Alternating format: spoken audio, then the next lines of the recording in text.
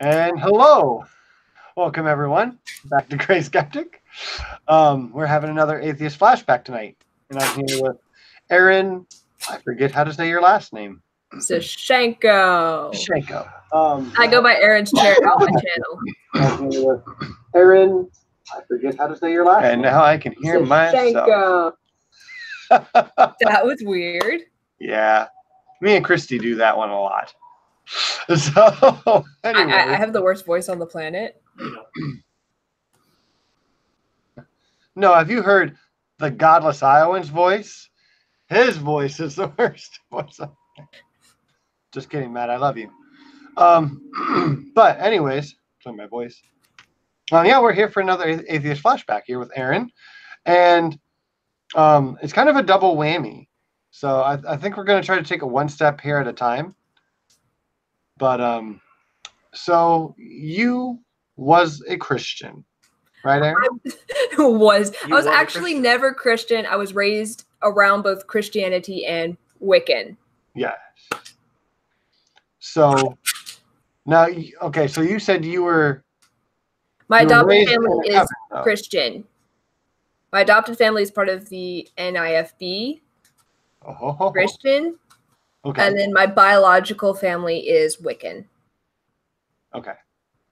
Okay. So if that makes more sense to anybody. I think so. Well, we're going to make a lot of sense of it. So, if you guys don't usually, or like if you guys don't know the rules for usually, we usually take a drink every time she has to break character or take a breath to go on. And neither of us are really drinking tonight because Aerin does not drink, and I just have a peace tea to finish. And you guys know how I like my peace tea. And if you don't know, then you should find out how much I love my peace tea.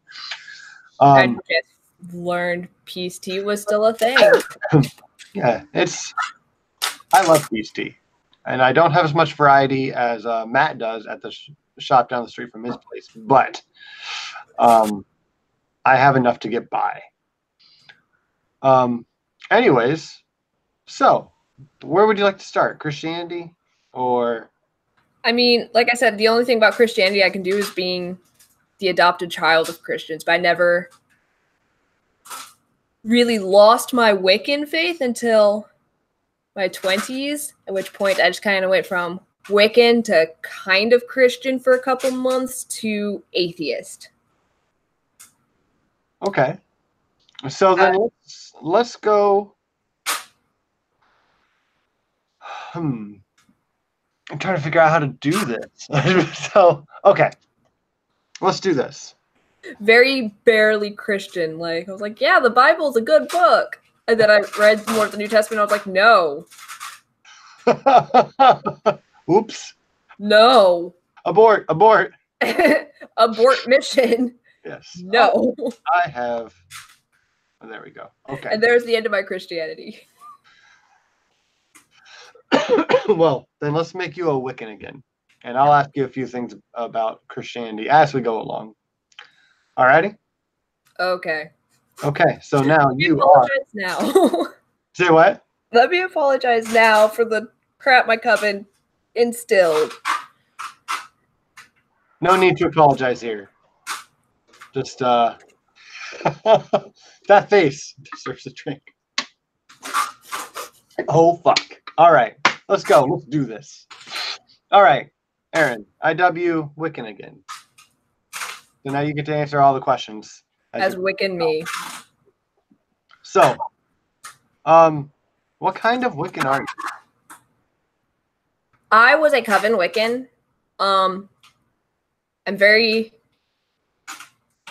We were very, what's the word I'm looking for? The priestess was the messenger of our goddess. She has direct line to speak to the goddess at all times. And so whatever she tells us to do comes from the goddess. And what she tells us to believe comes from the goddess. So who's your high priestess? Like, I'm not asking for a name. Just okay, I was like, what kind of? I'm sorry. Like, so how do you know the high priestess? Like, who is she to you? Like, She's mentor to me Oh, as I was born with red hair, Hmm. and she took on all of the redheaded girl children to teach more privately. So how Because does that work? she said that the goddess was going to reincarnate within a redheaded child. So she was pulling all the redheaded little girls to find out which one was the reincarnation of the goddess. So I guess here's a question I should start with is who's the goddess? I was always told Yggdrasil. And what's she the goddess of? Life, knowledge, everything. So is she an omni-god? Yes. Same as like the Christian god, but female. Female and no Jesus son, right? No son. Okay. She reincarnates. Okay. She reincarnates. So she doesn't have any daughters. We're all the children. She just picks the redheaded ones and is like, you are now me. Okay. I know a lot of redheaded people. I should really watch myself. What's her name again? Yggdrasil. Okay. I'm gonna try my best to say Yggdrasil. And I'm gonna fail a couple times. But we're gonna move on. Okay, so thank you. Yggdrasil. Yggdrasil. Okay. I was raised within this faith for my whole life, so yeah. So you know it. It's good. Like for at least this one episode of Atheist Flashbacks. It's gonna come in handy. Your whole life has led to this. Coven's kind of its own little bubble out by itself.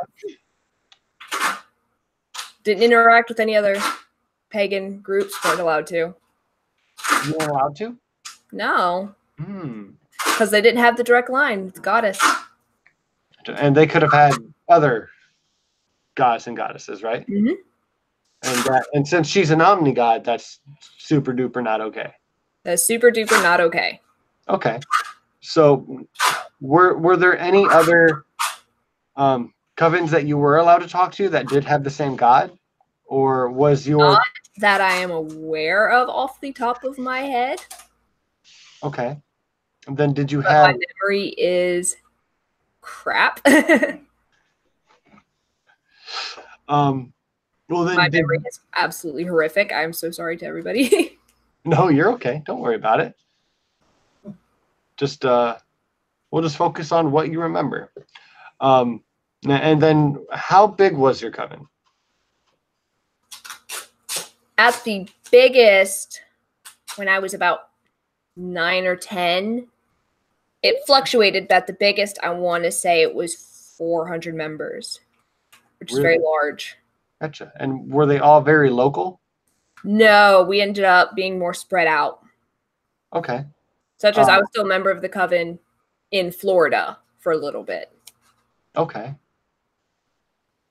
Okay. And how like do you know like how many states you guys were in? I know there was at least one in every state except for New York. Oh, there we go. Not New York. Not New York. And did you have gatherings? We did have gatherings and meetings and stuff, and if you could make it, that was great, but there was generally concessions for people who could not make it due to medical or whatever reason. Okay. Well, can you tell us a story then? Because I love going back to the Old Testament and seeing how the world began, but that's not really the same for you. So I'd like to know what's up with the beginning of the world and like the beginning of the universe, because like I don't know what it is, and I'd like to know. So the way I was taught growing up as a child was that the goddess saw the universe as it was, and decided it was cold and she wanted a garden. Okay. So she found a planet that was a good distance away, that would have been safe, and able to grow her beautiful garden. And so she picked this planet. And she began to walk the garden. She was like, well, the first thing we're going to need is the sun and light. And then we're going to need to make all that. And we're going to make the sun so that we can have day and night cycle. And we're going to have water so we can feed the plants. And then she planted the plants. And then she was like, well, we're going to need something to take care of this garden. Because she didn't want to do it? Well, she didn't. It's not that she didn't want to do it, but she didn't want to like have to do everything all at once. She wanted some natural help. Okay. So she created the animals. And then she was like, well, now I have some animals. Okay. And then she just kind of let the animals do their thing. And then she was like, now I have these hunters, but I want a hunter that can be hunted. I want it to be a full cycle and a full circle of what can survive and what doesn't survive. And so she created humans. Gotcha. She didn't create like one man and one woman. She created a bunch. Okay. Gotcha. And those would have been the first children. The first and children. They're unnamed. Is there any answer for like the different races in this story? Or like, did she make all races like together at the same time, or she made all the races as like the different parts of the world? So like around the sub-Sahara area, she was like, well, these people are going to need darker skin to protect them more. And she would make them like that. Or she would make, up in the Nordic countries, you need to be able to get more sunlight and to absorb it better. So she would give them the paler skin and different skin tones and things to account for where they were within the world. Okay. So is there any room in there for the theory of evolution? A little bit. She didn't make them as they are now. We still had to grow and evolve to get to our point, but I'd say we'd start like Neanderthal. Oh, okay. Is what evolution theory puts us like before then, but we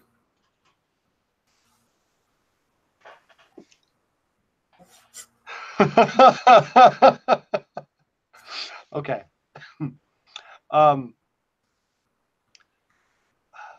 So,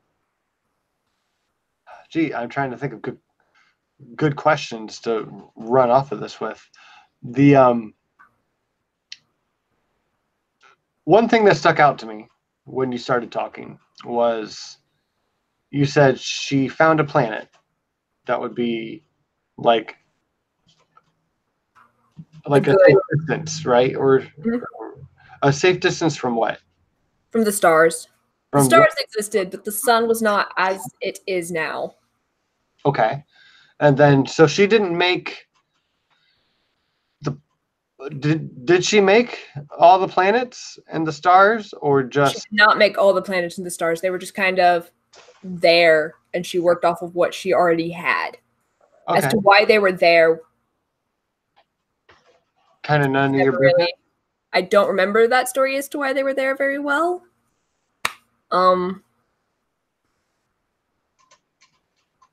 It was, she had done something previous where she was like, I want some more beauty, and she kind of made them, and then she was like, well, now I want a garden. So okay, but there was definitely some time between and some lengths of time. How does the Big Bang theory relate to your beliefs with dang, now hold on, I'm gonna read it. Yggdrasil. Did I say that right? Ish? Yggdrasil. Yggdrasil. Yggdrasil. And not the egg, it's just the egg. It doesn't. It doesn't. Okay. It doesn't. The goddess has stated the Earth is flat. Yes, I think you mentioned that to me, and somehow that slipped my mind. So, is the Earth flat? According to the goddess? According to the goddess. So the first thing I want to know about this flat Earth is gravity's probably not true, right? No. Okay. So what holds us not down to the Earth, but like up? What holds us up? Like what holds the Earth? We are floating through a void by the goddess's power. Okay. Okay. I was just hoping for anything other than turtles all the way down. Nope, no turtles. No turtles. Okay. Well, I can rest easy tonight. Okay. So Yggdrasil holds us in place, and we still go around the sun, kind of like. We do go around the sun. We frisbee around the sun. We frisbee around the sun. Okay. Great. And the moon kind of does its own thing around us. Okay. And it spins around us. Everything else is round. We are flat. Okay. I'm gonna propose this right now to Atheist Aerin.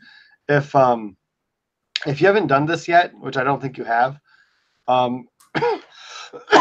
excuse me, we should do a video together and make a flat Earth model for this specific flat Earth. I think that'd be wonderful. As I stated, my coven's kind of off to the side, doing their own thing. Yeah. Okay. So, okay. Well, that being said, and back to Theist Aerin, how was that growing up? Like, you weren't allowed to talk to other covens, and obviously you weren't allowed to like go to church. Definitely don't intermingle with the Christians. No. How dare you intermingle with the Christians? Well, they're bad news. Trying to convert us and show us the wrong path? That's, you know, that's... That was sarcasm. That's no good. I know. I just...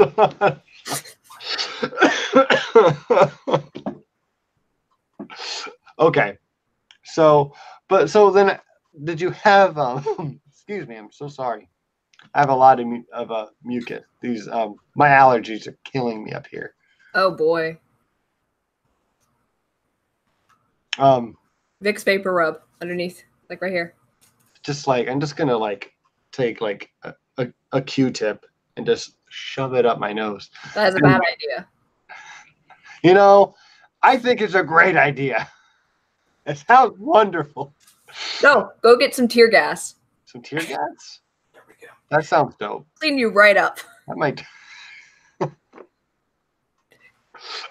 Most people clears most people right up. I trust you. Okay, so I guess what I guess what I'm looking for is did you have a lot of friends growing up? Not a lot my age. Not a lot your age. Was pretty much everyone you knew part of this coven? Pretty much everyone I knew was part of the coven. If I had to go to some public schooling, and I wasn't allowed to really intermingle with the other classmates except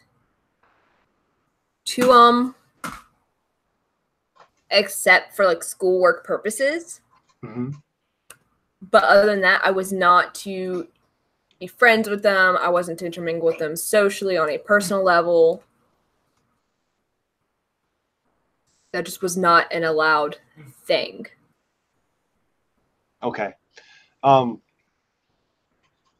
So we'll fast forward just a little bit.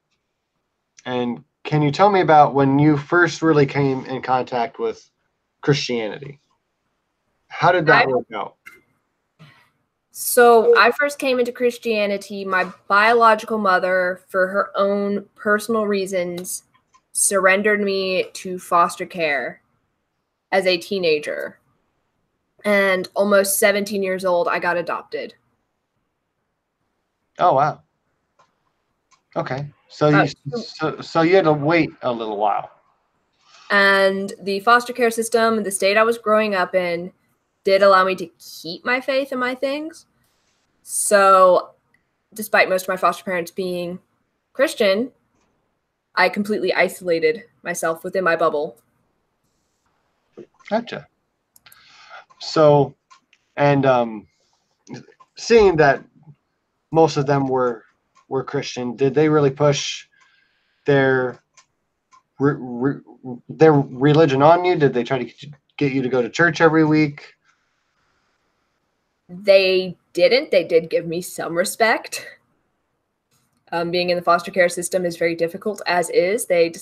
Some of them did decide to respect, but because I isolated myself so much, the only interactions I would have with my foster parents were to eat, do homework, and chores. Very minimal communication. I completely blocked them out of everything personal. Okay. Yeah, so you kept yourself pretty secluded from them.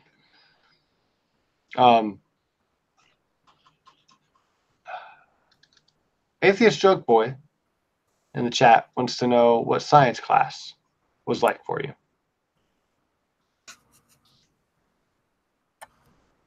I would get into so many arguments with science teachers all of the time.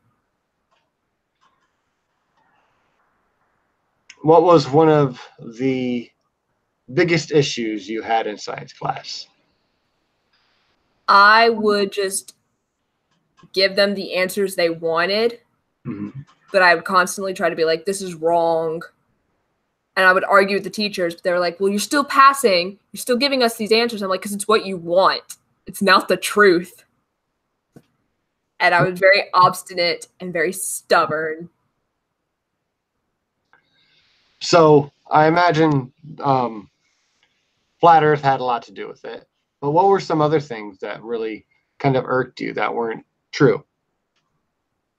When I was going through high school, one of my health teachers tried to do like sex ed, and it was abstinence only. I did grow up in the South for high school, in case anybody is wondering. And it was abstinence only. And by that point, I already knew quite a bit about the mechanics and how to do it safely, despite having never done it.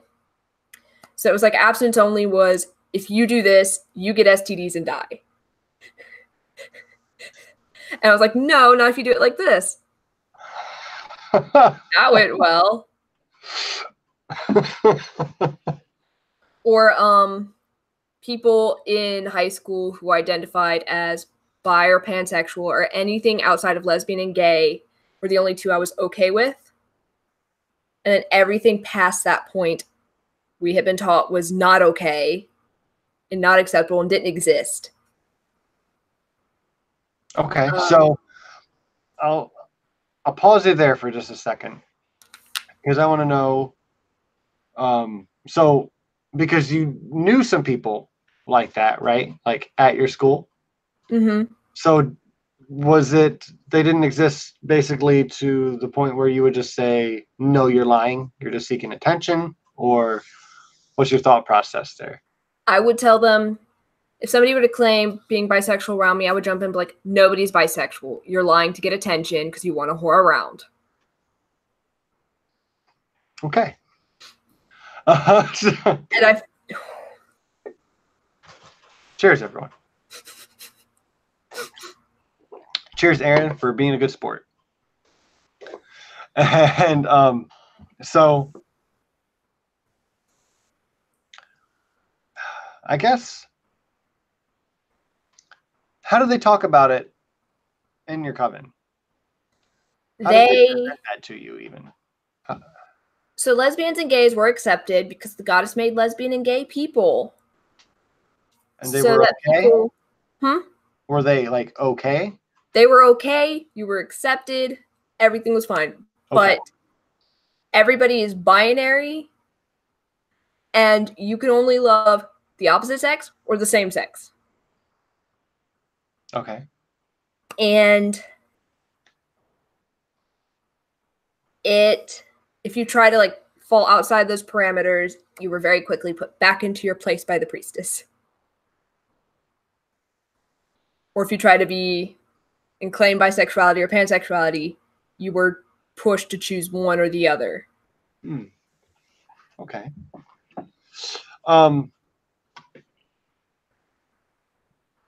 So I guess I suppose maybe I should have asked before, but is there a book that you go by, or is everything just word of mouth? Most of it's word of mouth, oral tradition. The priestess did have a book, but only her and her two most trusted, the triad of the coven, were allowed to touch it or look through it. And I did not read that, so I've actually never touched our religious book. Who's part of the triad?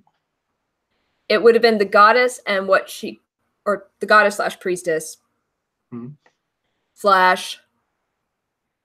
her handmaidens, or what they were classified as. So anybody outside of that. How do you become a high priestess's handmaiden? There's a series of tests you would have to complete and pass that are set by the priestess. And you actually cannot be of the maiden portion.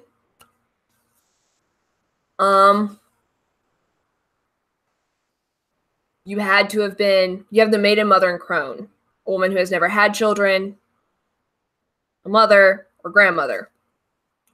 And so you had to fall within the mother or crone portion to become a handmaiden as the first qualifying factor. You had to have followed all of the rules that the priestess has laid out before us. So you had to be super devout. Super duper devout to the priestess herself. And then you could be chosen to be a handmaiden. She only ever had 2. She was only to ever have 2. And once one died, another one would be selected. Was dying the only way out? Dying or extreme illness.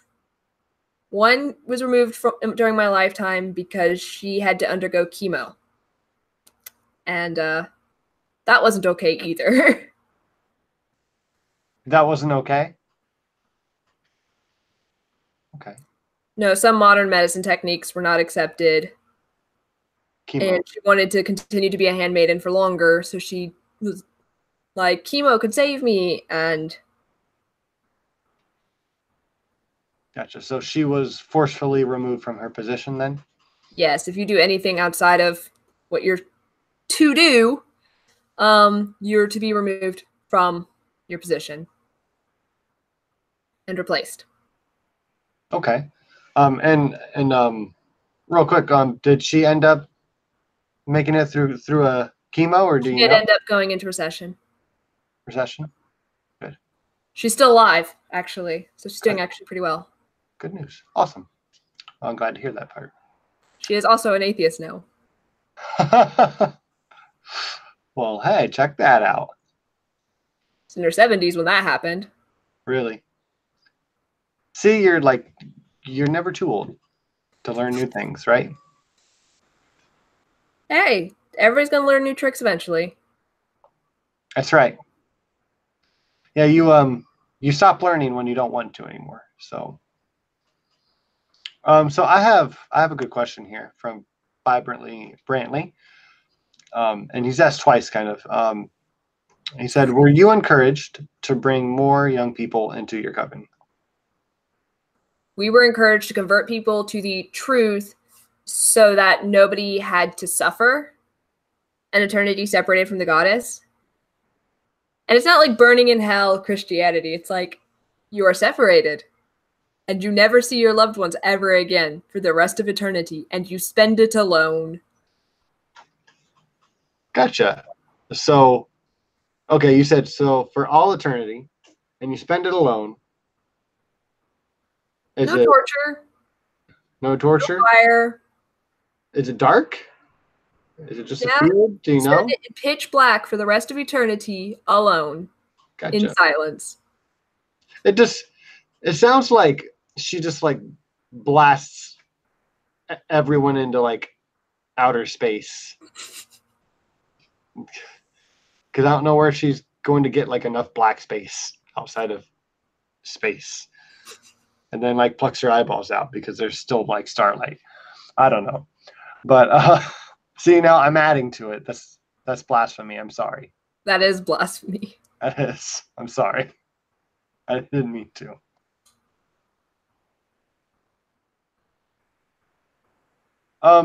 So what if you were an introvert? Like, what if you didn't really want to go out and bring people in? Not because like you didn't want to do it, but just because like you're not really a people person.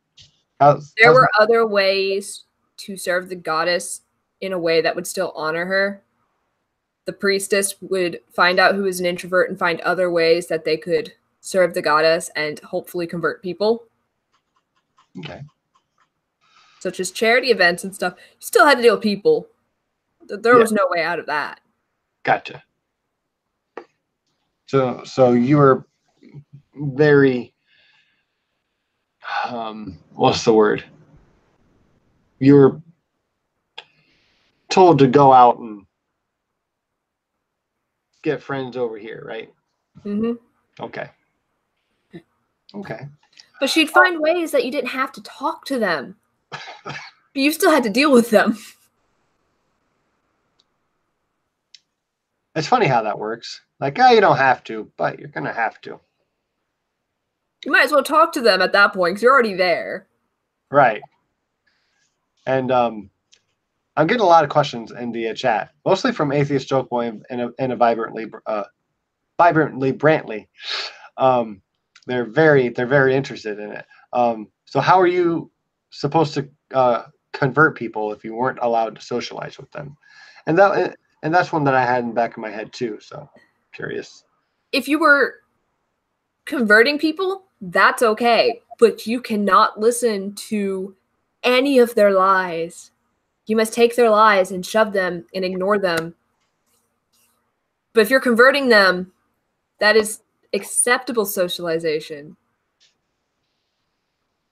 Okay. You must start young. Very, very young. Go for young children. That sounds very familiar. Okay, so what's your version of heaven?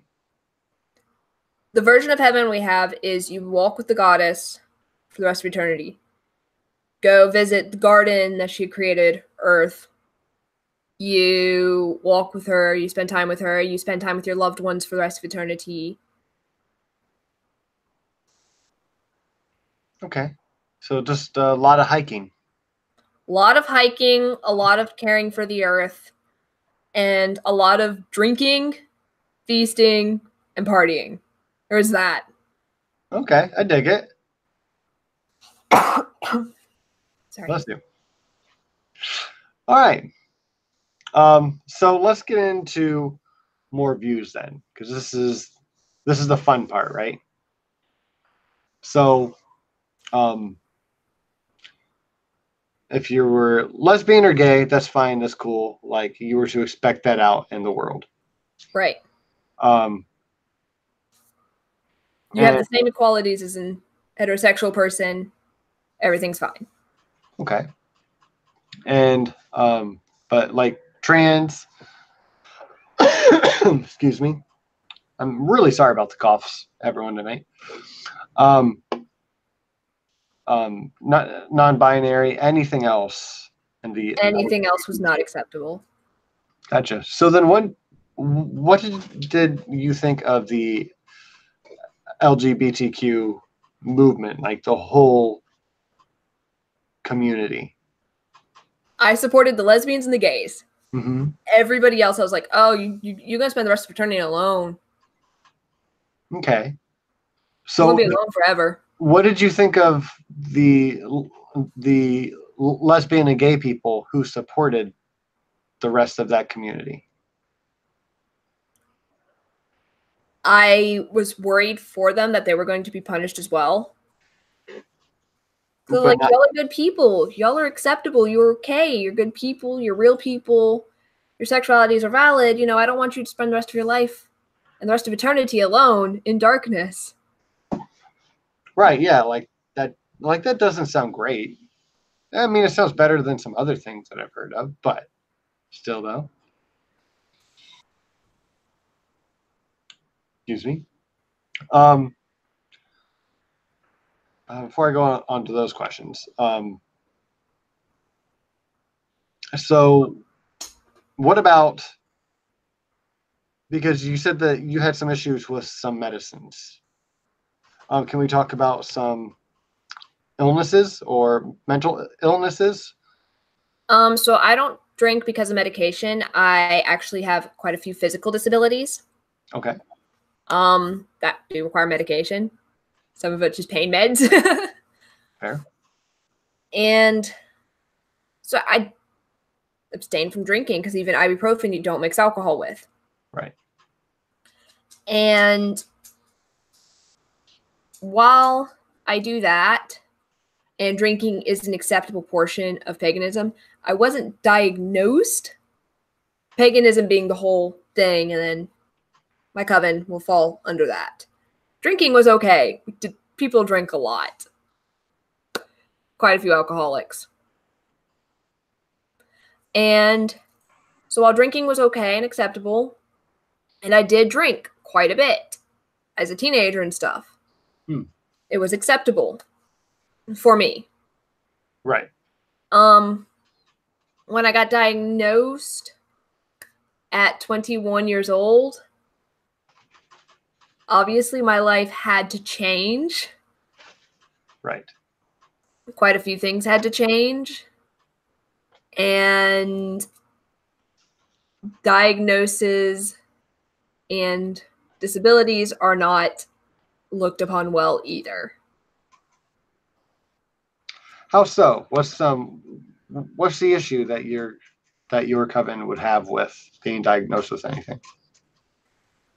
You were cursed by the goddess, and if you were born with it, it was something you had done in a past life. You could be reincarnated. Okay. If you've done really well in the afterlife, you get to be reincarnated. So something I had done in a past life, or if it becomes an accident, it was something you had done so heinous in your current life that the goddess has cursed you. I was born. So it would have had to have been something I had done in a past life that I was getting punished for in my current life. Gotcha. Now, is there any way to like reconcile that? Is there any way to like do better so in the next life you're okay again? Or in the next life you're okay again? You have lived out your punishment. To get reincarnated, you have to do certain things within the afterlife as is. And nobody knows what those are. Oh, interesting. Well, then the goddess tells you what they are as you enter the afterlife, and it is personal to everybody. So it is whatever it is for you. Okay. Well, then what's some bad things that you can not do? Don't be anything but like be straight, gay, or lesbian. Don't be anything else. Don't be disabled, because that's going to get you punished. It's going to get you punished to be disabled, or not to be disabled. If you let your disability hold you back from being at the same level as anybody else. And what I mean by that is, if you have cerebral palsy, you continue walking and act like everybody else who doesn't have cerebral palsy and doesn't have a condition. Because that's your burden and that's your job. That is your personal burden, and you must hide it from the world. And if you don't do that, you are incurring the goddess's wrath. Is it the same with children who have disabilities? Yeah. Yeah, it's the same for children who have disabilities. If your disability is degenerative, that means you are continuously ticking off the goddess. And that's no good. That's not good. You could just get more disabilities then, couldn't you? But doesn't that just make it like harder? That just seems like a slippery slope to go to more and more and more disabilities. Yes. Jeez. So if you're disabled and you're living off disability and stuff, you are classified as lazy, unmotivated, not worth a lot, going to spend the rest of your life in the rest of your afterlife in shadows and darkness. Then what about people who like are completely catatonic, or people in a coma? Because obviously at this point they can't do it. They physically can't do anything. The logic is that they have ticked the goddess off to the point where she has decided she is done with them, and they go back to the darkness for the rest of eternity. Gotcha. So basically, are they in the darkness like currently when they're yeah? Yeah, they're experiencing what their afterlife is going to be like. Gotcha. Okay. Well then, that's pretty interesting. It's also very dark and very controlling. Yes, yes, it is. I was going to ask about welfare. How does the goddess feel about welfare? Don't do it. Don't do it. It's a trap. You suck it up and you do it on your own. If you die, you die. At least you die with honor. Right. No. Just die. Welfare is a good thing, but the goddess does not approve. Okay. It's a good thing for people who need it. Okay. Okay. And then I had another question in here. Atheist Joke Boy had a really good question. Are people with beards but no mustaches cursed? No. No. That's a good question, though. I'm sorry. She leaves room for diversity within physical appearance. That's just a physical appearance thing. So, we have some people who are probably going to go to Yggdrasil's hell here, because I'm getting a lot of she sounds like a bitch in the chat. Oh, See that? Goodbye. Your afterlife has not been decided. So if you speak ill towards the goddess, is that just like flush the toilet? Yeah. Yeah. Like is there like no coming back after that? No. Really? There's not. Have you ever experienced, like, personally, anyone who's had to like leave the coven, or do you know? I had seen quite a few, I want to say younger people. They were teenagers. They did leave because they had done something. They actually got excommunicated, quite a couple of them. Gotcha. And what does that look like for? We have a trial. Okay. So it starts off there. There is a trial upon which the jury are the redheads that the priestess has collected. The redheaded girls that the priestess had collected. Yeah. So this is where they come into play, huh? Yeah, that's part of where we come into play, because we're being trained to be the next high priestess. Yes. For after the priestess passes, and whoever shows the strongest connection to the goddess and can hear the goddess is the one who. And so doing that, you now stand trial. You now sit as the jury for the trial for the people who are to be excommunicated. And you listen to their crime, and then you go deliberate. Okay. Or what you were told their crime is. Okay. And the defendant is not to speak. They are not to defend themselves. They are to bow their heads and not look up at anybody. During the whole trial? During the whole trial. So it's not really a trial. It's just, is this just a roast? It's just a roast? But the jury then deliberates whether or not they are to be excommunicated or if they can be redeemed. Okay. Okay. And it must be unanimous. Gotcha. Okay. So there's that. So is it just the redheads at this point, or is the high priestess or any handmaidens? High priestess, the handmaidens, and the redheads. And the redheads. Okay. Okay. So back to what are the redheads called again? We're called little priestesses is what they called me. My family called me the little priestess. But we generally, depending on the maidens, we're called the daughters. Or the priestesses' daughters. Okay. We're all little children. We're all the daughters of the priestess. We still have our biological families, but if people were to ask us, like, oh, who's raising you? Who's your mother?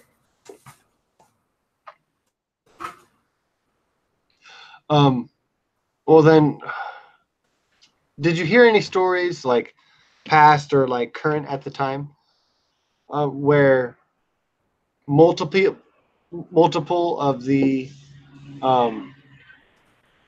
priestesses, the young priestess, the daughters, where my biological parents called me the little priestess because they were sure I was going to become the next one. The little priestess? Was there any times where you thought you could hear the goddess, or multiple people thought they could hear the goddess? A couple could. A couple of them could. Okay. But I was more concerned with the other members of the coven and what they were feeling. And I focused more on the coven than the goddess. Okay. Because I was like, well, to honor the goddess, you must honor the coven as a priestess and serve. Mm-hmm. And I was very odd for that. Interesting. I was kind of the black sheep of the daughters, but... Was that okay with the rest of them? Like odd, but okay? It was odd, but it was okay. Okay. Because I ended up being able to help more of the coven members with their personal things or getting them the help.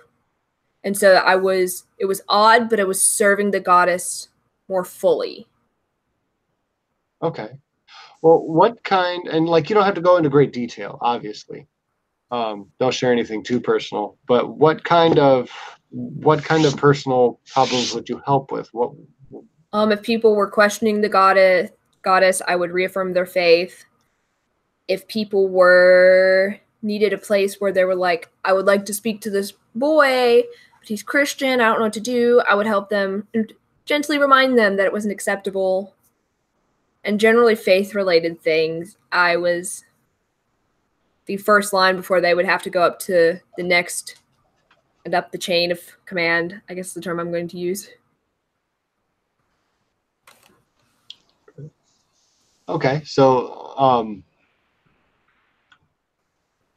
before I go on, I skipped a question, which was pretty relevant. During these trials, how often is someone not excommunicated? Or what's the ratio? Depends on what it is. It depends on what it is and what was actually going on. So I had seen, I want to say it was like 49, 51% not and. So it was really close. A lot of the ones that got excommunicated were for blasphemy, claiming the earth was a globe, cannot redeem that. Cannot redeem false sciences. Cannot redeem somebody who's come out as bisexual or transgender. Did that happen in your group? We actually had a daughter come out as transgender. Oh, gotcha. And so we had to hold a trial for one of the children of the priestess. Gotcha.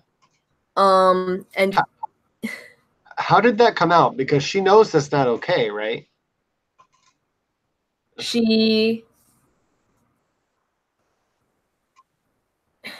I'm going to refer to him as him because it feels so weird. But that feels more natural now because I still have contact with this person. Okay. He ended up trying to commit suicide and had a suicide attempt and was hospitalized. And that's how it came out. Gotcha. Okay. And then was he excommunicated after that? Yeah. For multiple offenses. Okay. And then what was the blasphemies that people would go on trial for? That he went on for? I was speaking more in general, but yeah, sure, him as well. The suicide, the coming out as trans, those were his. Sleeping with somebody outside of the coven was not acceptable. Those were fun trials. I can imagine. How detailed would these trials get? Because they're not really allowed to say anything. So, I guess the ones involving sleeping with somebody outside the coven. Intercourse and that weren't a big deal kind of growing up, where it was like, oh, so-and-so slept with so-and-so and they tried this, that, and the other.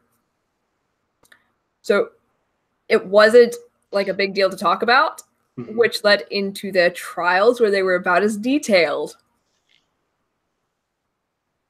So it'd be like, so-and-so slept with this Christian boy or this Christian girl, and they did oral, anal, and conceived a child through vaginal.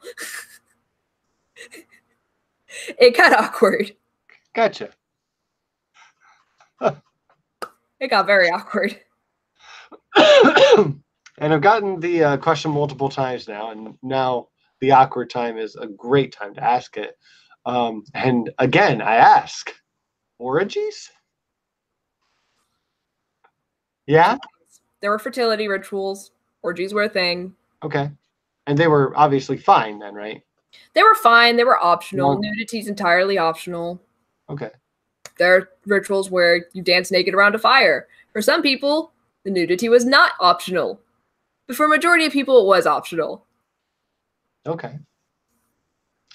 And another question that I skipped, and I didn't mean to, was Brantley's.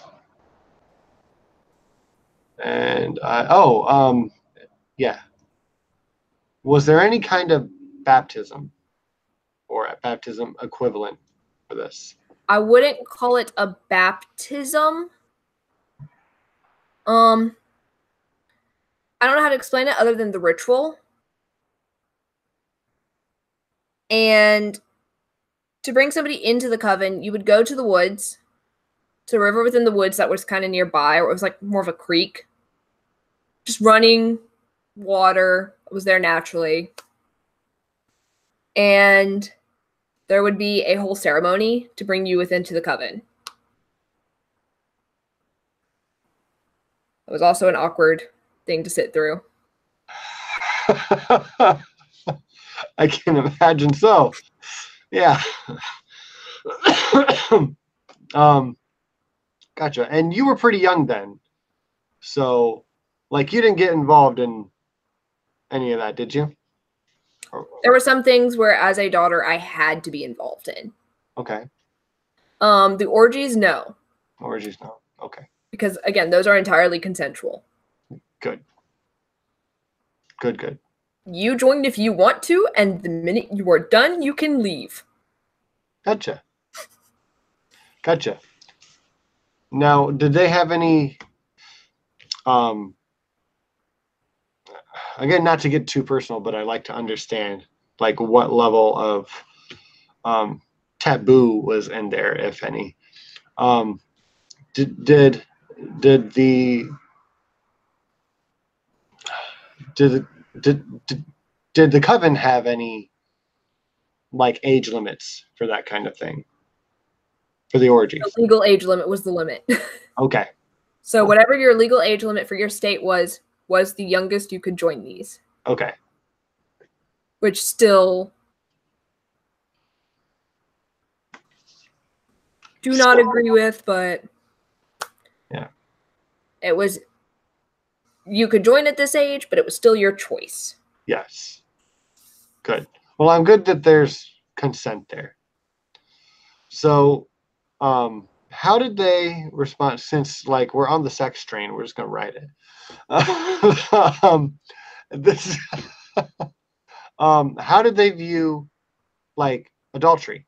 Was that a big deal? Or could you be married and just have sex? You could be married and have multiple partners. Again, there had to be consent and communication. Mm-hmm.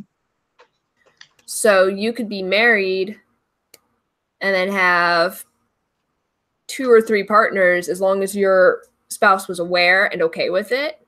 Okay. So I guess we kind of view adultery as like adultery, more like, now if you were actively cheating and not telling your spouse, that was not a good. much different issue. Right. Now, is that something you would go to trial for, though? Yeah. Yeah. Yeah. Okay. All right. Interesting. So it seems like consent was a really, really big deal in the community. Within the coven. Within the coven. If it was you and another coven member, yes. Now, Okay. if you get sexually assaulted by somebody outside of the coven, you brought it upon yourself. Aha. And you earned that. Gotcha. Okay, so how would you bring it upon yourself? Because you said earlier that nudity is Nudity within the coven was exceptional or yes. acceptable. You're supposed to dress very modest outside of coven rituals and stuff. You were to dress modestly. Okay, how modestly? This tank top would be classified as immodest. Modest. Okay. Was it skirts and long shirts? Oh, it was not long sleeves. You had to have, it's immodest because of all this right here. Okay. But my arms are fine. Okay. I could wear shorts as long as like knee length. So knee length shorts, I could wear those, and this tank top like coming to here, and I'd be fine. Okay. So was it like modesty, like what people take as modesty? It was more, make sure you cover quite a bit of your torso area and your thigh. Yeah. Well, that's kind of a subjective term, so that's why I asked. I mean, like everyone has a different. I would classify this tank top as fairly modest. Okay. Well, speaking of subjectivity, what about moral law? The moral law we had was what the priestess said the goddess said was not okay. And we did not do that thing. Again, rape within the coven wasn't okay, but if you were attacked by somebody outside the coven, that was your fault. And if you attacked somebody out of the coven, that was their fault. Their fault. Okay. Murder within the coven was not okay, but As long as you didn't harm anybody within the coven, you were fine. Okay. But if somebody harmed within the coven, that was your fault. And if somebody got harmed outside the coven by somebody within the coven, that was their fault. They had it coming. They had it coming. It's never on the coven. It's never on the coven unless it happened to you. And that's your fault. Right. So again, it's not on the coven. Right. The responsibility isn't. And #Heathen wanted to know, and I think we already know the answer, but to clarify for her, because she wasn't here at the beginning. Excuse me again. Was the religion something that they indoctrinated to children, or was it a choice made by people when they were old enough? I was raised into it completely. Mm-hmm. I was completely raised into it. My sisters were completely raised into it. My older brother lived with his biological mother, so he didn't deal with it as much. Okay. Because she had left when she was pregnant. Oh. And then my younger brother is my younger brother by me being adopted, so he was raised completely Christian. Gotcha. But as a majority, my sisters and I were completely raised into this, and we grew up wholeheartedly believing in the goddess and that she had the perfect plan and that she was punishing my twin sister from birth because my twin sister was obviously a horrible person in the afterlife. Oh my goodness. So you had a twin sister? Mm-hmm. Gotcha. Do you still have a twin sister? No. Okay. No, she passed away almost 5 years ago. Oh, wow. She was very, very ill. Her disability affected her immune system and everything, and it led to really bad septicemia. I'm really, really sorry to hear that. We, growing up, knew she was going to pass away at some point. Right. Doesn't really ease the grieving process, but it's like, it's easier to speak about because we know it was going to happen. Right. Yeah, it was always something here in the back of your mind.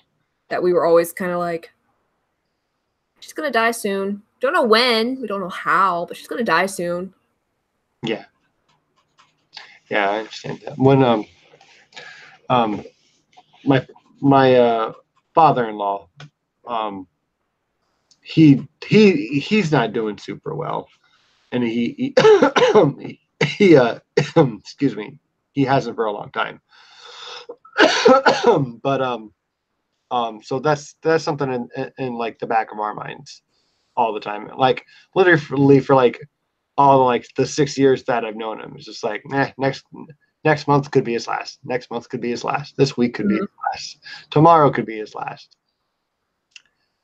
Years keep going on, and he's still here. But that doesn't really change anything. It can still happen at any time. At any point. Yeah. So to a and point. Sometimes in their last moments, all you can do is make them as comfortable as possible. Yep. That's all you can do. Live life to the fullest when you're living it, and be respectful to those who may have shorter heads. Yeah. Always be respectful to the dead. Yeah. Never speak ill of the dead. No. Yeah, that's something that I try to adhere to too. That's something I still adhere to. Yeah. I read one question wrong. I asked about moral law, and Atheist Joke Boy wanted to know about mortal law. Mortal law. Oof. Is there another? I don't think I'm quite familiar with that terminology. Is there another one for that? I'll be very honest. No, that's fine. I was kind of wondering exactly what he meant by it as well, because the way I take it, everything we've been talking about recently in this conversation are mortal laws. So if you want to clarify, please do so. And Vibrantly Brantley asked, and this is a really good question, I think. Could you read Harry Potter?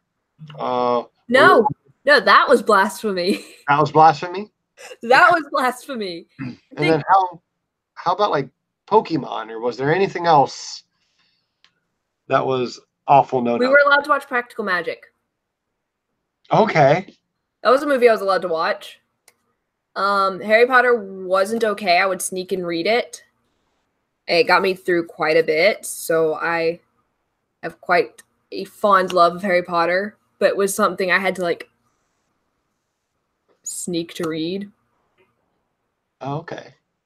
But you were a fan. I was a huge fan. Gotcha. I was also a huge fan of Lord of the Rings. Oh, yeah? And Star Wars. Oh, yeah?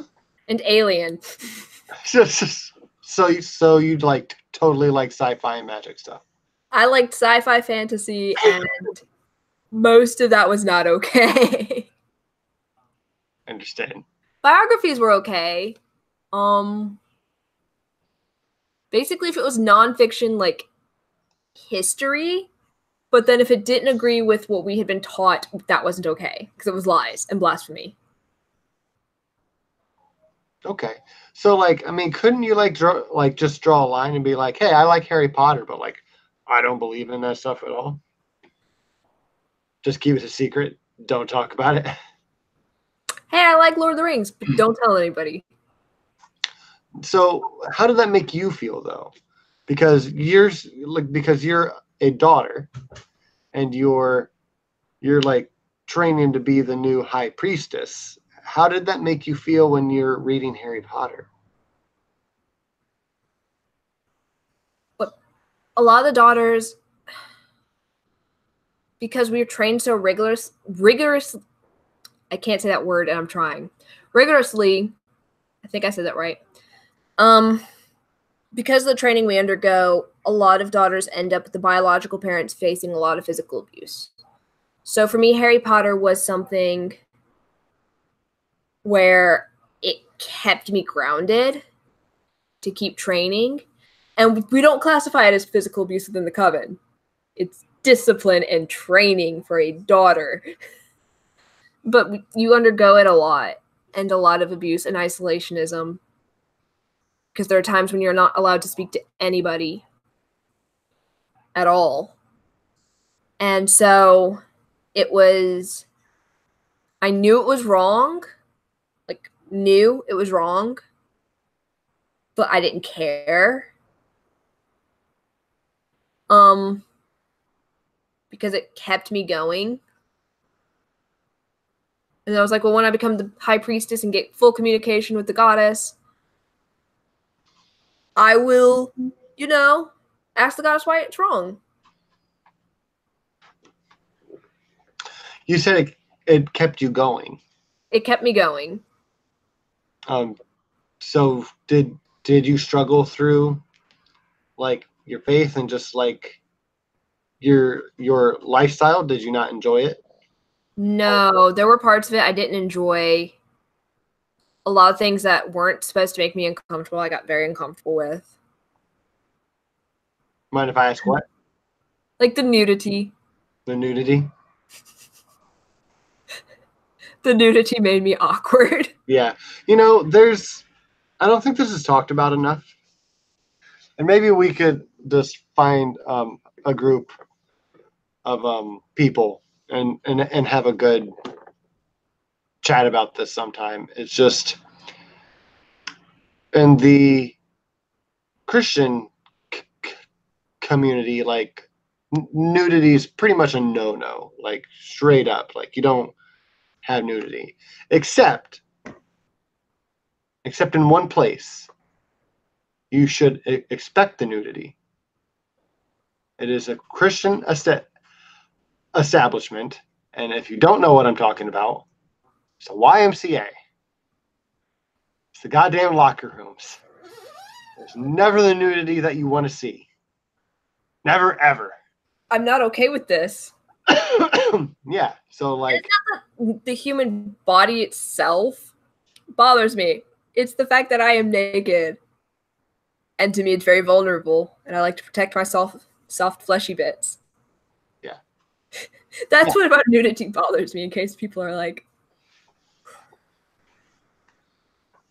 I mean, like, it's okay if it makes you uncomfortable. Like, a lot of nudie situations can make people uncomfortable for various reasons.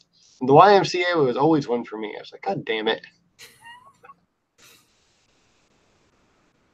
And Atheist Joke Boy, even if you're gay. It's awkward. Usually the nudity you saw in there isn't the nudity you wanted to see. It's just the saggiest, palest, grayest nudity. Go change in a stall in a locker room. Nobody will see you. Right. Make sure you like tape the sides though, and like stick something under the bottom of the door. Right. But it's not even just. It's not even just. Oh, he's changing. It's like, oh no, he's walking. Oh, he's walking back. Oh, he's going over here. Oh, okay, now he's gonna get dressed. They just roam the locker rooms naked for a while. God damn it. But we did get clarification from Atheist Joke Boy. Mortal law, as in state and federal law. Yeah. Actual mortal law. We were to follow it, but only because we had to survive. Like, you follow it because you have to follow it. But when it comes to, you know, the belief in it, that's not... The government should be following the goddess. That's the same with Christianity, though. And Islam. Yeah, but they're just closer to it. And in a lot of cases, not obviously not every. And then, how'd you feel about Santa Claus, the Tooth Fairy, the Easter Bunny? Did not have the Tooth Fairy. Okay. Did not have Santa Claus. We had the Yule Fairy. Oh, okay. The Tooth Fairy was the parents. We knew that. Thought that wasn't hidden. And the Easter Bunny, there's actually a story about the Easter Bunny in Astara. So we had, it wasn't the Easter Bunny, but it was a bunny that did lay raven eggs. That's a whole story. We don't call it Easter. Call it Astara. Astara? We always called it Ishtar. It was Astara for us. Astara for you? Interesting. Very interesting. Now see, but that's a different like pagan god or goddess of fertility, right? Same for you? No. No? Only the one goddess. Astara is a name. Astara is a name. Okay, so The name of the rabbit. Oh, it's the rabbit. Oh, okay. Astara was the goddess's best friend. Was a rabbit. Was a raven, and then the goddess turned her into a rabbit because she wanted to be with this male rabbit. And that's the name of the bunny. And they called it Bunny Love. And that's a story. Yeah. They argued for a year over this too. It was so, to me, it's the funniest story. And then the goddess goes and pouts in a corner for another year after she does it. She's like, I'm gonna be nice, and she deserves the love. Mm-hmm. And then goes pouts in a corner for a year. Doesn't do anything for that year. Just pouts. Just pouts. So the season stays the same. It's like the hottest winter ever. And it comes back in spring, and the bunny's like, oh, here are my raven eggs I laid.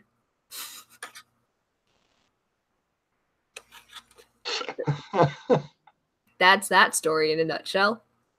Yeah. That was good. That was good, though. Yeah, that's one that actually never heard on that one. That one's actually pretty cool. Yeah, because for me, it's just it's a goddess of fertility.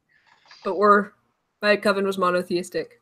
Yes, and like so, yeah, and like my As coven, far as the symbol of fertility, but she is not a goddess. right? It's like an angel of fertility. So,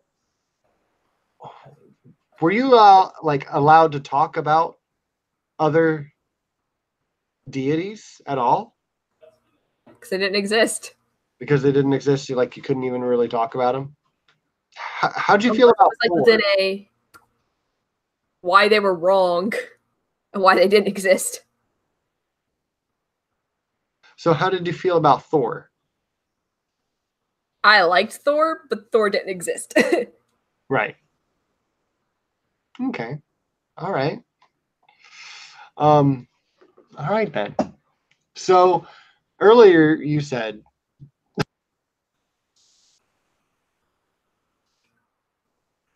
sorry.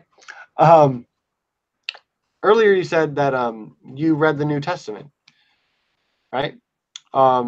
And so how did you take that information and what was going through your head when you first read the New Testament? I was 21 years old and I had been put on trial. I had gotten excommunicated. Gotcha. And I was one of the daughters who got excommunicated. I got excommunicated for having to undergo a shoulder surgery to fix my shoulder that no longer stayed in the socket at all because of my conditions, and it led to me being diagnosed. And I got diagnosed degenerative. I have a degenerative condition. I'm getting worse as I get older. Right. And because of the situation, and now I have a degenerative condition, which means I'm continuously ticking off the goddess. I'm doing something horrendously wrong. Continuously, I got excommunicated. Gotcha. And the tests leading up to my excommunication, as a daughter, there are things you go through. Was more abuse that I had to go through, both more for verbal, more physical abuse I had to go through the tests. They're very rigorous tests to prove your faith. Mm-hmm. And I was excommunicated because in the end I wasn't strong enough, my faith, to be a daughter, and as such to be a member of the coven. So I stood trial, and the daughters got to judge me, and I was kicked out. And I was like, okay, well, I'm gonna become a Christian because y'all talk so poorly about them. This is my revenge. And it took me about 4 months to get my hands on a Bible. Why did it take you so long? Why didn't you just go to a local hotel? There were reasons. I had just had my surgery and then just being diagnosed, and there was a bunch of appointments and medical stuff going on at that time because we were trying to figure out everything that could have gone wrong with my body. Also, I had suffered a brain injury along the way. How did that happen? Ex-boyfriend. At least he's that was during my excommunicated time. I got a new boyfriend, and now I have a brain injury. Okay. And so after 4 months, I got a hold of the Bible, finally. And I read through the New Testament. Because everybody who was Christian was like, oh, just read the New Testament. That's what you need to follow. And then I got to all the rape stuff, and I was like, nope. I am done with this.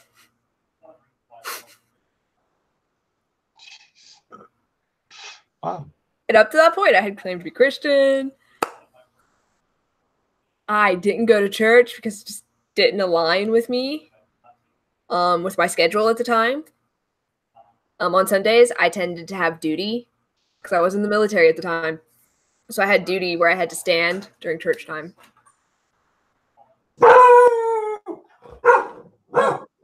Hold up. Okay.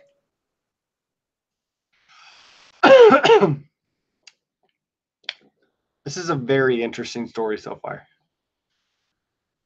I feel like we could go on for a long time. I might cut short soon. Just so we don't go too super duper long. But if we're missing a little bit too much context here, or if you guys would like to see Aerin on again, let me know. And hello, thumbs up, welcome back. Sorry, somebody was walking into the house and Ripley was like, "Protect." No. She is now happy and a normal pupper again. So, I got excommunicated, and because my schedule during Monday through Saturday was so hectic, you had to stay on duty once a week. So I always got stuck with Sunday mornings, which kind of pulls me away from church. Can't go to church, standing in front of a podium, checking IDs. yeah. And where were you standing guard at, you said? In the military. Okay. I was enlisted at the time. Okay. So it was definitely a joy. Yeah, yeah. And now, how long were you in the military? 4 years. 4 years? My last year was literally just them waiting till I got the all clear from my doctor to discharge. Oh, okay. Because I had the shoulder injury, which led to my diagnosis, which meant I couldn't serve anymore. Gotcha. One thing led to another. How did you get a shoulder injury? I dislocated my shoulder, and a corpsman went to adjust it to get an x-ray to make sure I didn't do anything more dangerous. And I'd had a couple dislocations that ended up sending me to medical. Gotcha. This one, because I got caught dislocating it and I went to put it back in, and my first class said, "No, what are you doing?" So the corpsman went to adjust it, try to get it, and he wasn't being too courteous. But the fact that my shoulder was flopping and it hurt. Yeah. And he ended up shoving it back in, which ripped the labrum off the glenoid. Ah. The labrum is some ligaments. The glenoid's the cartilage around your humeral head. Ah. Yeah. The labrum holds your shoulder in the socket. That's not important. Oh, that's not important at all. You don't need it. So I had to get that reattached. Jeez. And now it can no longer dislocate. Oh, well, I think that's good. I have 2 joints I can't dislocate anymore. Yeah. It's an interesting shenanigans because they still try.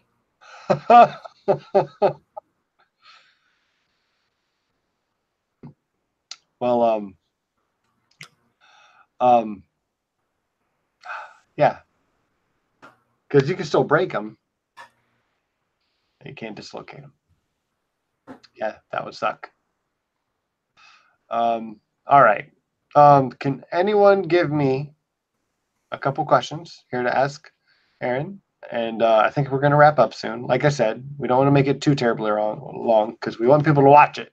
So I try not to go over an hour and a half most of the time.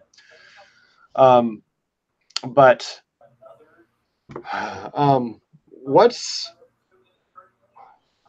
I guess I kind of know that one, because one of the biggest differences you've seen since your whole like paradigm switch is how you see transgender people, bi people, pansexual, any of that, right?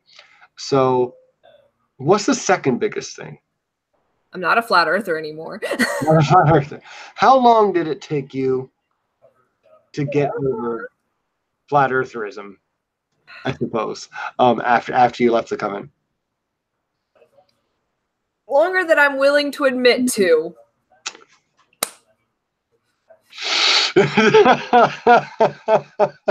Let's just say I finally got to the point where I was like, okay, the Earth is a globe. I'm stupid. Before I started my channel, but not very long before I started my channel. Okay. Okay. All the medical stuff did put a trust in modern medicine for me.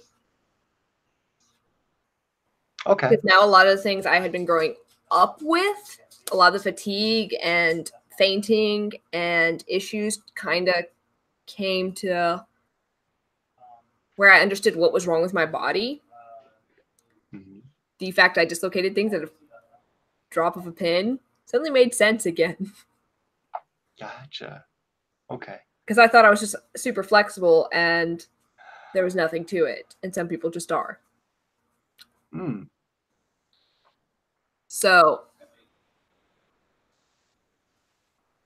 did you ever feel like one of those like crash test dummies? oh, Like, pop out with the strings in them? I envy crash test dummies and that they don't have nerves. Yeah. Yeah. I have a lot of chronic pain. Yeah. Which I thought was normal. Something always hurts. Everything hurts, honestly. So I just learned how to live with it. And now it's like, well, now I know why it hurts. Mm-hmm. Yeah. And I mean, when you're growing up like that, it does seem normal. I mean, like some people never understand that they need glasses, so they don't know what like leaves look like on trees, right? Yeah. But I was one of them. you were one of them? Yeah. Gotcha. And how long did it take you before you got glasses? I didn't get glasses until I was 18 years old. Gotcha. So it was because the military made me. Gotcha. And then I saw leaves for the first time. I was like, and then I saw snow, and I was like, because I grew up with no snow. And then the first time I saw snow was 18 in boot camp, and I was like, no. No. What is this shit weather? All right. Well, I have a couple questions from the chat from you. For you, not from you. You haven't been in the chat, which is fine. I'll just go back and watch the chat later. That's cool. It's a good idea. I do that every now and then. Not as much as I should, though. Atheist Joke Boy wants to know. Excuse me. I'm sorry. I'm trying to hold back my coughs real bad, and it's just not working tonight. Just let it go. Just let it go. Let it go. Aerin loves the snow. Okay. I hate snow. Anybody who thinks that I love snow is deluding themselves. It is horrible. Snow, ice, just no. Snow, ice, just no. You wouldn't like it up here in Ohio. Probably not. What was the Covenant's thoughts on healing, crystals, /energy, and the like? Yes. That was the first resort unless it didn't work. And we went through like every alternative medicine thing ever. Can you name a couple for us? Herbs, essential oils, healing crystals, meditation, yoga, which actually does help my condition. Doesn't cure it, but it does help. Well, yeah. That was a thing. Special eating. What kind of meditation? Depends on what you were dealing with. Mental illness was not an existent thing. If you were mentally ill, it was all in your head. Mental illnesses weren't real. So if you were depressed, you would go meditate to pray away your sadness to the goddess, so she'll take your sadness away. Okay. So meditation mostly as like prayer. Yeah. Okay. And then magic, yes or no? What we consider magic and what people consider magic's different. Magic's like the way I learned it was is the energy that moves through people, and it's the energy you send towards people. Like so it's like energy. So it's like if you were like, I don't like you, so I hope you fall down a ditch and die. Excuse me. Okay. that would be like negative energy, and that would be what we'd consider magic. Did anyone just like fall down a manhole and die then? Like, Not that I'm aware of. I certainly would hope not. Just sounds like a very painful way to die. I mean, I'm sure there's worse ways to go. Atheist Joke Boy said jelly juice, and I would imagine so. No? Yes. Everything. If you went to the doctor,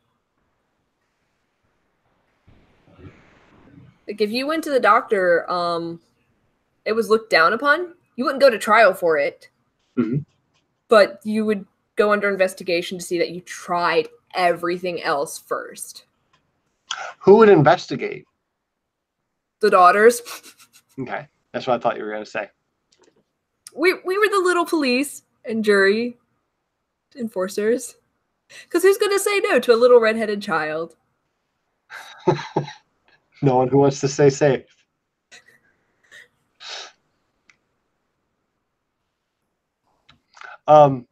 Jim Majors would like to know, do you still use any crystals, oils, etc.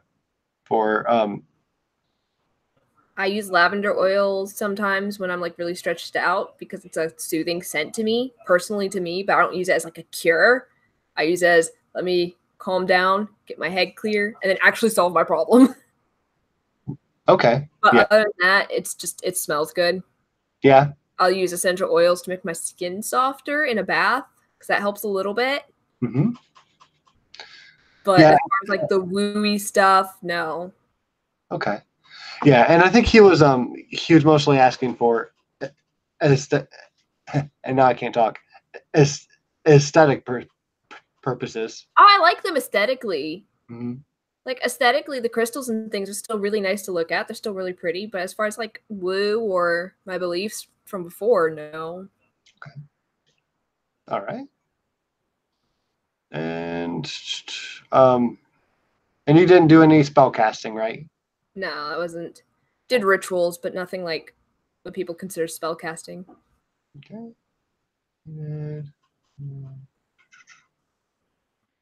All right. Fair enough. I think that's all from the chat. I don't think I missed anything. And then I guess the oh, my furnace again. So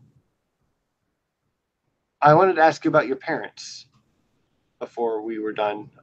Do you still have family who is still in the coven?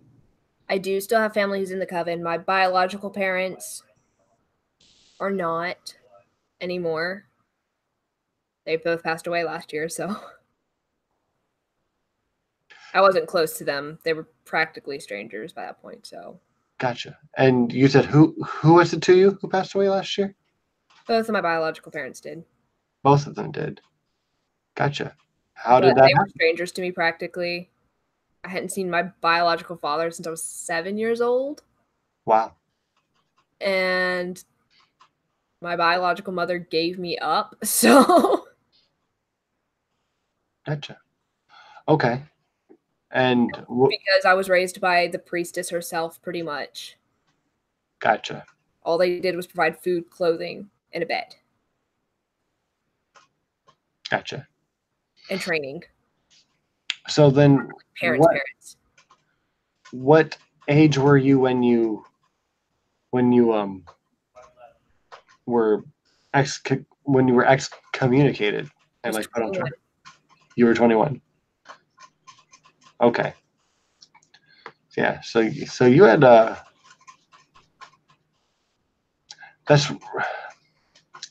there's so many gaps in there. I feel like since you had to go to like different foster homes, but you were still part of the coven. Mm-hmm. How far away from the high priestess were you at times? Since we had to stay in my state, which I am back in my original state. So I had to stay in this state. So, and they try to keep me in the southeastern area. So I think the furthest I ever got was like 50 miles away from her. Oh, so not far at all. And she still was able to keep contact with me the entire time. I self-indoctrinated a lot. Did you? Yeah, because I would always pray and try to think that's the goddess. Gotcha.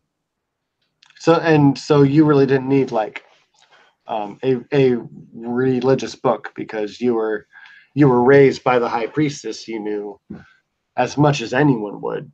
I knew more than most people would. Yeah. Gotcha. It's very interesting. Being born with red hair is always a treat. Last question, because Atheist Joke Boy asked another question. He's leading the interview tonight. And we'll make this the last one. This is the last question. Ever think of going back to Wicca? No. No? Why not? Second last question. Well, yes, I do have fond memories of being Wiccan. And I will never disrespect anybody who's a pagan. I am much better off as an atheist now, personally. I am much more accepting. I'm much kinder than I was.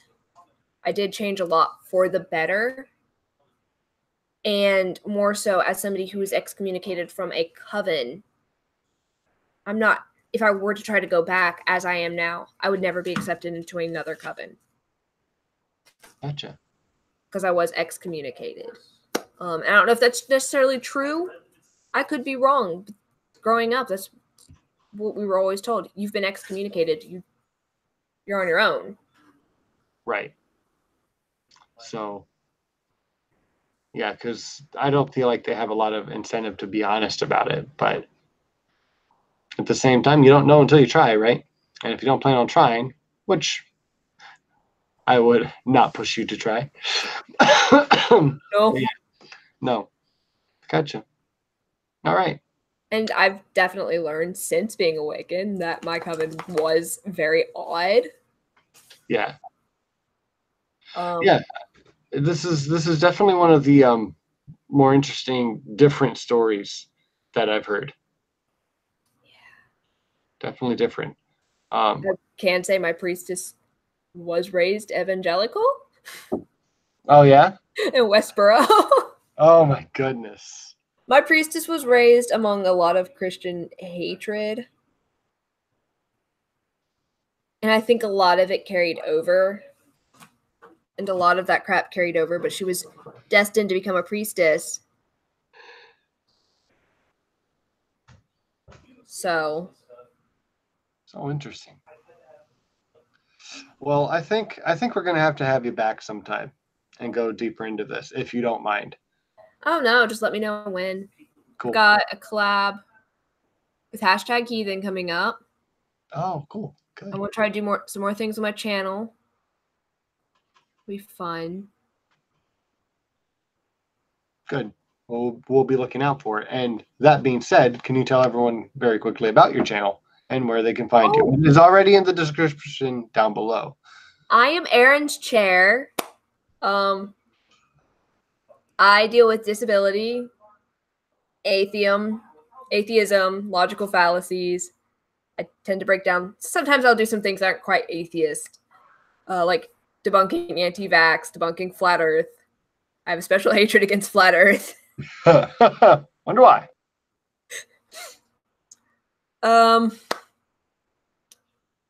Anti-vax, flat Earth, or just logical fallacies as a whole, I don't do well anymore.